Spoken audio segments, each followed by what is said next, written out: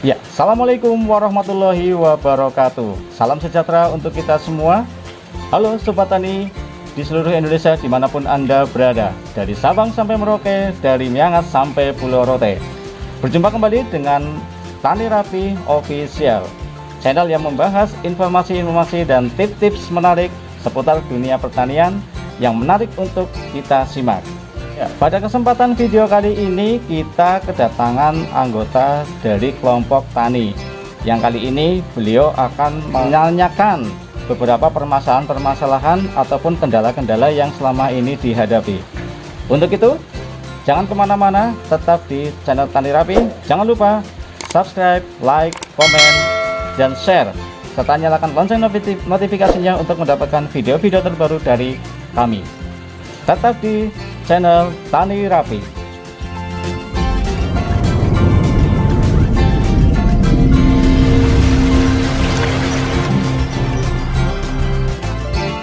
Ya, kali ini kami bersama dengan Bapak Samijo. Beliau ini adalah salah satu anggota kelompok Tani Rapi. Karena ini sudah berada 1 meter sesuai dengan protokol kesehatan, ya. Maka masker bisa kita lepas, Pak Samijo. Boleh. Ya, bagi teman-teman semuanya, tetap selalu menjaga protokol kesehatan untuk kenyamanan dan keselamatan kita semuanya. Baiklah Pak Samijo, selama ini pada saat menggeluti dunia pertanian, adakah permasalahan-permasalahan atau kendala-kendala yang selama ini dihadapi? Ini Pak, saya mau nanya Pak, masalah pupuk. Oh, gitu. Karena padi saya kan di tanah kering itu nggak subur. Okay. Ya tumbuh sih tumbuh memang, tapi kan blok-blokan gitu, ada yang subur ada yang enggak. Nah, itu saya minta solusinya, karena apa, untuk hasil yang memuaskan. Saya minta saran dari Bapak gimana tanaman padi saya bisa subur gitu. Yeah. Mungkin karena kan ya tanah kering kan nggak tahu sendiri lah. Yeah. Jadinya pakai pupuk apa nanti bisa maksimal gitu. Kalau harga pupuk sama ini gimana Pak? Kalau harga pupuk memang ya cukup lumayan tinggi Pak, karena saya pakai itu juga 8.000 mes kan. Oh gitu. Iya. Jadi organik kita ya pakai apa? Minta-minta sama teman-teman. Kadang di kandang-kandang itu apa, kambing gitu memang iya. Oh gitu ya. Iya, terutama yang apa? Saya sih maunya kayak yang apa? Yang instan lah gitu, pupuk yang organik yang ya, tapi dengan hasil yang maksimal gitu, okay. Yang saya harapkan begitu Pak. Okay. Gimana solusinya? Okay. Ada lagi selain itu? Ya terutama pupuk, keduanya memang ada hama itu, gimana cara atasnya, hama terutama di walang sangit itu. Walang sangit. Iya walang sangit, karena tanah kering kan kalau warang itu jarang sih memang kalau walang sangit itu luar biasa. Okay. Luar biasa. Seminggu itu udah kumpul gitu. Oh, gitu. Gimana cara ngatasnya dan bagaimana cara mengatasinya. Saya mohon sarannya lah gitu. Iya. Baik Pak Samijo. Mendengar dari tadi yang disampaikan Pak Samijo, permasalahan-permasalahan dan kendala-kendalanya, kita akan bantu satu persatu permasalahan tersebut untuk kita bantu diatasi supaya hasil panen yang diharapkan Pak Samijo ini sesuai dengan yang diharapkan. Bagaimana selanjutnya? Anda penasaran? Kita ikuti video selanjutnya setelah yang satu ini. Tentunya tetap di channel Tani Rapi, jangan kemana-mana dan tetap stay tune di Tani Rapi Official.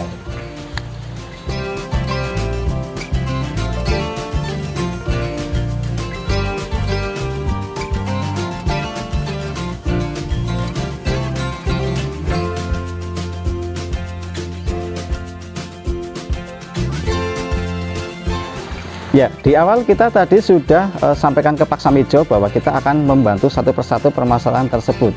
Nah, salah satu solusinya adalah kita dengan menggunakan PGPR. Nah, apa itu kepanjangan PGPR? PGPR adalah Plant Growth Promotion Rhizobacteria, atau biasa langsung disebut dengan bakteri pemicu pemicu perkembangan tanaman. Nah, bakteri PGPR ini hidup berkoloni di sekitar akar tanaman dan memberi keuntungan bagi proses fisiologi tanaman. Karena akar adalah sumber daripada kehidupan di sana, karena di situ terjadi pertukaran udara, unsur hara, dan dekomposisi. sehingga dalam bahasa Indonesia terkenal dengan istilah RPTT atau Rhizobacteria pemacu tumbuh tanaman. Ya, fungsi daripada PGPR itu ada bermacam-macam. Yang pertama, mampu memacu pertumbuhan akar. Kemudian yang kedua, mengurangi penyakit atau kerusakan oleh serangga. Kemudian yang ketiga, sebagai tambahan bagi kompos. Yang keempat, mempercepat proses pengomposan. Dan artinya, dengan mengurangi pestisida dan rotasi penanaman dapat memicu pertumbuhan populasi bakteri-bakteri yang menguntungkan seperti PGPR ini. Jadi ini sangat sinkron sekali dengan yang kita sampaikan tadi kepada Pak Samijo, dengan membantu mengatasi permasalahan itu satu persatu. Nah, kemudian yang selanjutnya adalah kelebihan daripada PGPR ini atau bakteri pemicu pertumbuhan tanaman. Yang pertama itu mampu mengurangi kejadian dan keparahan penyakit pada tanaman. Yang kedua, mampu memproduksi racun bagi patogen tanaman, misalnya Bacillus subtilis yang mampu melawan cendawan patogen. Kemudian yang ketiga, menambah fiksasi nitrogen atau proses biologis di mana gas nitrogen diubah menjadi unsur lain atau menjadi bentuk lain yang dapat digunakan untuk tumbuhan dan mikroba, dan ini pada tanaman kacang-kacangan. Yang keempat, meningkatkan ketersediaan nutrisi lain seperti fosfat, belerang, tembaga, dan besi. Yang kelima, memproduksi hormon pada tanaman. Yang keenam, menambah bakteri dan cendawan yang menguntungkan. Kemudian yang terakhir, yang ketujuh, mengontrol penyakit dan hama tumbuhan. Ya, baik Pak Samijo, menjawab pertanyaan atau menjawab permasalahan yang tadi Bapak keluhkan tentang hama dan sebagainya. Nah, kita akan membuat PGPR. Nah, bahan-bahannya adalah seperti ini. Yang pertama, ya, Sobat Tani, yang pertama ini adalah akar tanaman bambu atau akar pohon bambu. Nah, kita timbang kurang lebih seberat 1 on. Ya, yang kemudian yang kedua adalah kapur dolomit atau kalau kapur sirih, beratnya adalah 1 on. Kemudian terasi seperti ini, yang penting terasi ini juga beratnya adalah 1 on juga. Kemudian ada molase atau air gula atau gula pasir atau air nira itu sejumlah 4 on. Kemudian dedak, ya, dedak ini 1 kilogram. Kemudian alatnya untuk mengukur bisa kita gunakan timbangan digital. Ya, kita timbang akar pohon bambu, akar dari pohon bambu ini sejumlah 1 on. Ya, sudah 1 on. Kemudian yang berikutnya kita timbang kapur dolomitnya, ini juga 1 on juga. Kemudian dedaknya juga kita timbang sejumlah 1 kilo. Ya, ini sudah 1 kilo. Kemudian yang berikutnya molase kita timbang juga 4 on. Kita tera dulu.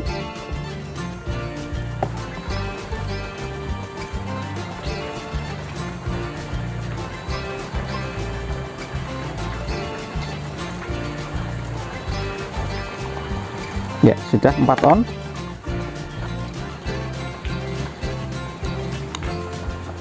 Kemudian terasi ini juga 1 on. Nah, terasi tidak tergantung merek apapun, yang penting terasi. Ya, ini juga sudah 1 on. Ya, demikian Pak Mijo bahan-bahan yang akan kita gunakan nanti untuk membuat PGPR atau larutan pemicu pertumbuhan tanaman. Setelah bahan ini semua terkumpul, jangan lupa air matang sejumlah 10 liter. Kemudian diperlukan lagi alat yang lain, yaitu jeligen kalau tidak tong untuk menampung bahan-bahan tersebut semua. Nah, mari sebenarnya kita bikin bareng-bareng atau kita buat bareng-bareng adonan ini semua. Boleh, boleh. Oke.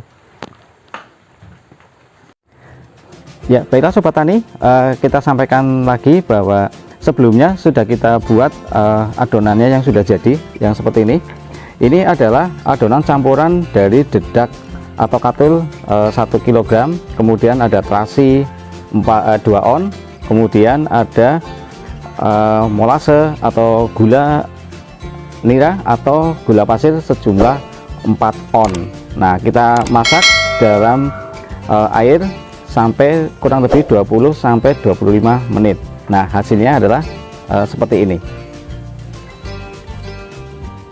Ya, berikutnya ini adalah air dari hasil rendaman akar pohon bambu yang masih hidup. Ini sudah kita rendam selama 5 hari.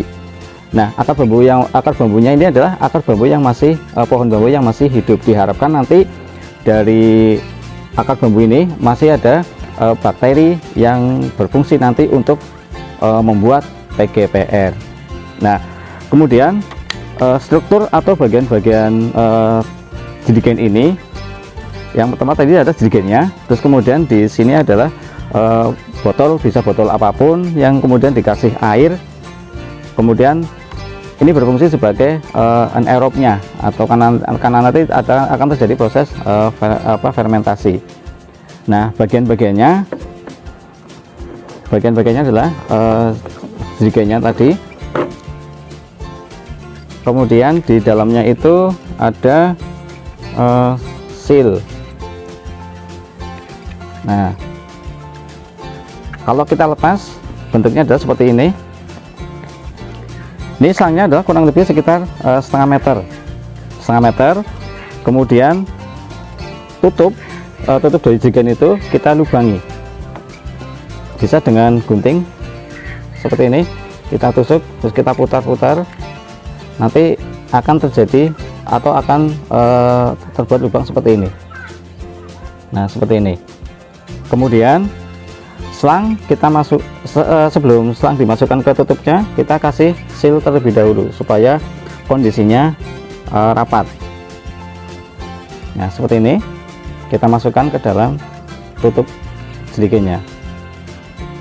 Nah, kemudian yang bagian dalamnya supaya rapat kembali, kita kasihkan seal juga seperti ini.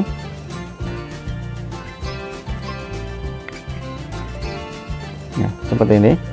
Nah, supaya rapat di bagian seal ini kita lem dengan menggunakan lem tembak ataupun lem pipa. Jadi tidak ada udara yang bisa masuk ke dalam jirigen. Nah, setelah terpasang semua dan sudah dilem menggunakan lem tembak ataupun lem pipa, kita tutupkan kembali. Ya, bagian-bagiannya sudah jadi seperti ini. Nah, selang pada saat dimasukkan ke dalam botol yang ini harus selangnya, ujung selang harus masuk ke dalam air supaya tidak ada udara yang masuk. Nah, bagaimana cara pembuatan atau bagaimana cara menyusun bagian-bagian ini, nanti kita akan berikan atau kita akan sampaikan di video selanjutnya. Baiklah Sobat Tani, ini bahan sudah siap, yang sudah dimasak dengan pada air mendidih kurang lebih 20 sampai 25 menit. Kemudian air rendaman dari akar pohon bambu juga sudah siap. Maka kita akan melakukan pencampuran bahan-bahan tersebut ke dalam ember. Nah, untuk selanjutnya nanti saya akan dibantu oleh rekan saya yang bernama Pak Hasan. Beliau ini adalah di anggota kelompok tani sebagai pendamping tani, dan beliau ini juga sebagai ketua RT di RT 30 dan RT 3 RW 07. Monggo Pak Hasan. Nah, beliau ini adalah Bapak Hasan, ya. Bapak Hasan siap membantu saya untuk melakukan pencampuran ini, nggih? Boleh. Ya. Ya. Tadi udah berapa liter, Pak? Tadi sudah 4 liter. Iya. Stop. Ya. Jadi 5. 6.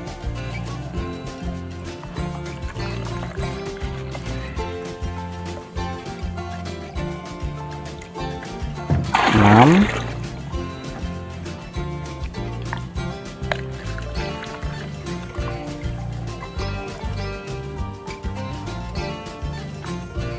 7,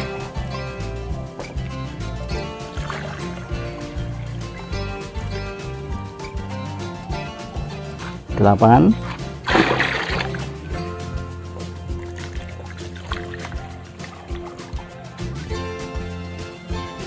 9,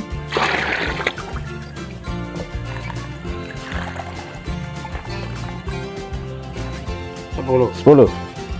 Ini berarti pakai air sumur ya Pak ya? Pakai air sumur yang kemarin sudah dimasak sebelumnya sampai mendidih, kemudian didinginkan, baru kemudian direndamkan di dalam air yang sudah mendidih ini, yang sudah masak, akar pohon bambunya.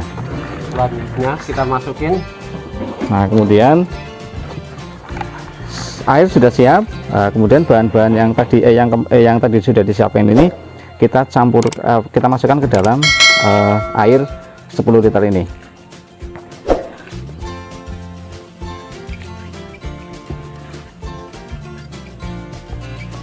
Semuanya ya Pak ya? Ya, masukkan semuanya.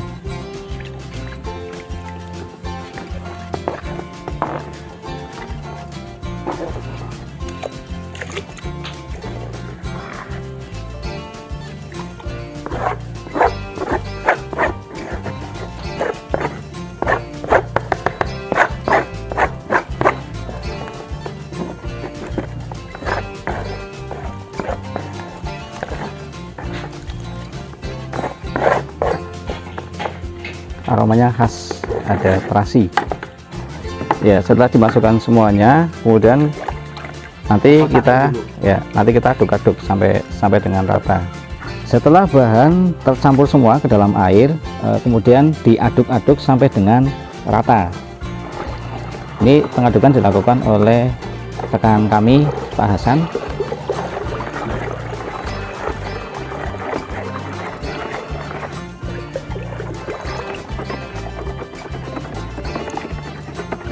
Diaduk sampai dengan rata, dipastikan di bagian-bagian paling bawah itu tidak ada gumpalan. Nah, tadi bahan yang dicampurkan adalah bahan-bahan yang masih padat, jadi dipastikan lagi diaduk sampai dengan rata supaya tidak ada yang menggumpal di bagian bawahnya.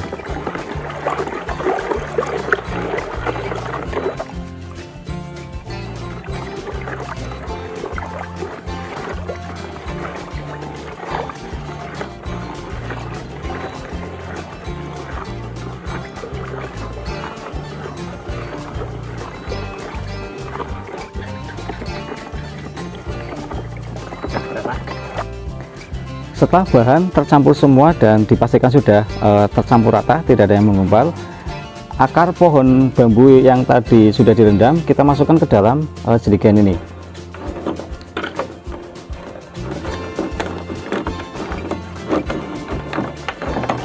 Nah, setelah berada di dalam jerigen, kemudian kita masukkan adonan atau bahan-bahan tadi yang sudah tercampur.